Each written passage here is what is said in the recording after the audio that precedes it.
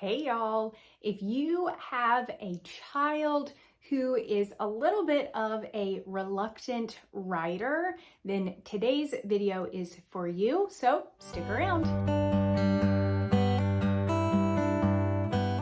So if you've been around a little bit, you know that my daughter can be a little bit of a reluctant writer, but we are making some great progress. And so I want to share with you today a few of the ways that I have helped her and encouraged her to write a little bit more than she used to. My first tip, and probably the most important, is to find out why your child is reluctant to write. In our case, my daughter just needed a little bit of a confidence boost. She is very used to mom being right next to her, helping her through all steps of all the things, right? She's an only child. And so as I was trying to build up her independence and encourage her to do things on her own, she also needed a little bit of a confidence boost. And I found that she needed confidence in her writing. She wasn't quite sure on her ability. She knew very well that she was a great reader, but she didn't feel the same with writing. So I think that it's very important to just talk with your child, figure out what it is with writing that they need help with. Why don't they want to write? Is it too much writing? Is it too hard? Do their hands hurt? Do they feel like they don't do a good job? What is it? What is it that is causing them to not want to write? And then address that. Figure out how you can help facilitate that and encourage them. For my daughter, again, with confidence, I just had to reiterate to her, you can do this. It's something that takes practice, okay? And the way, the physical ways that I did that was starting with handwriting. So we had done a little bit of kind of handwriting in and out, and I kind of took the approach of, you're gonna have to write everything. So everything is handwriting practice. However, that did not turn out to be true in my daughter's case. She actually needed a little bit of formal handwriting help. And so we chose to go with the Good and the Beautiful handwriting. Very simple, very straightforward, and it's something she can do on her own. Again, I want to foster independence. I want to build her confidence. So I wanted to make sure that I got something I could just hand over to her and say, this is yours. You do this on your own. And she really has taken to that, and that has really helped her. And another thing that I did was I kept writing, handwriting, writing curriculum, all of that stuff, very simple. I set myself, for me, expectations. Obviously, they're expectations of her, but for me, I set an expectation of what I felt she could confidently write each day. That's going to vary depending on your child and depending on what they feel is the issue with them writing, you know, what they feel holds them back from writing.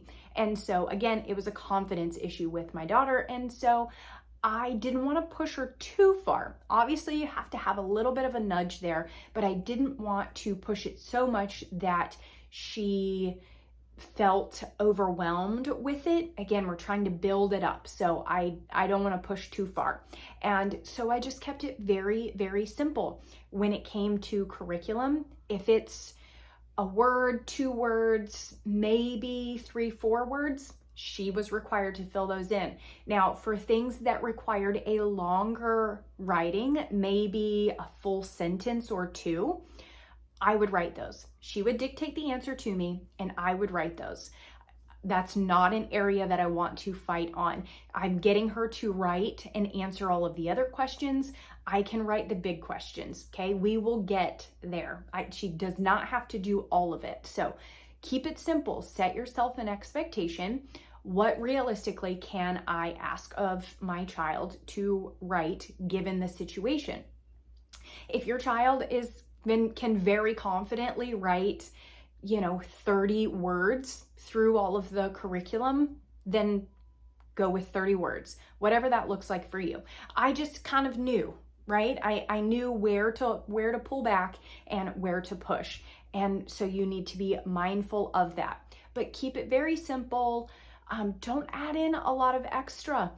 The handwriting, that is on her own. And I will tell you, she only does the handwriting every other day. And then in between those days, I have her doing Explode the Code, which I will get to in a minute.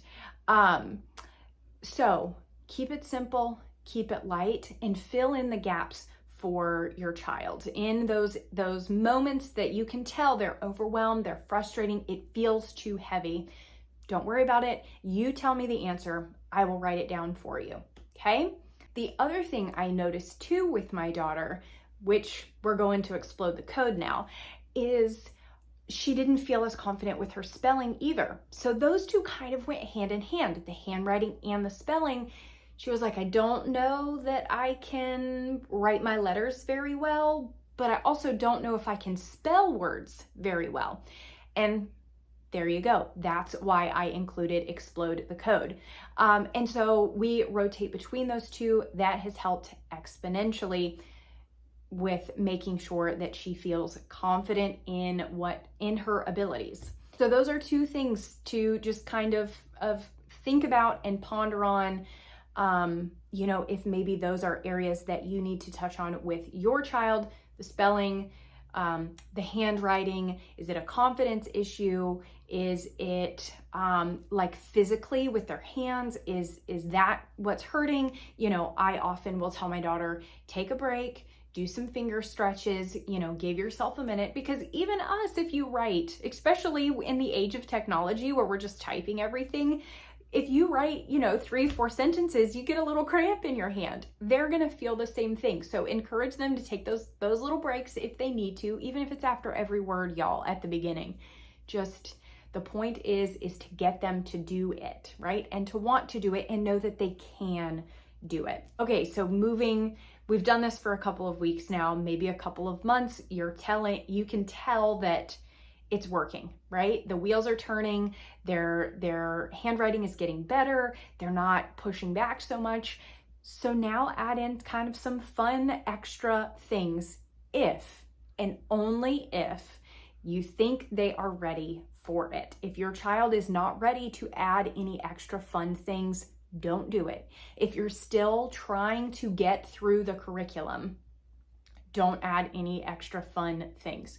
Save that for, wait a couple of more months, see where you're at then and reassess. But if you think they're in a spot where they could enjoy writing something fun now, then I have some great ideas for you. And again, keep it very simple. We had a spiral notebook, and I gave one writing prompt, and we only did this once a week now, mind you. We only did a writing prompt once a week, and that was sufficient. And I kept it very small. And it would, just something kind of random off the top of my head. And my only requirement at the beginning was give me 2 full, complete sentences. That was it. That was all the extra writing practice that we did. 2 full, complete sentences. Now, would I have to help her? Yes. Do I need to help her with spelling? Yes. Do I need to remind her? Capital letter, find your punctuation, figure out what punctuation you need to use.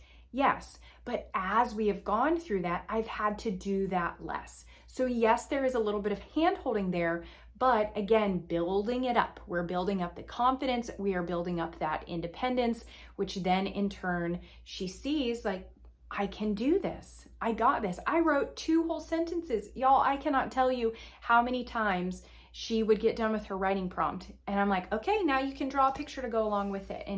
And she's so excited and so proud of herself because she just completed a writing prompt by herself.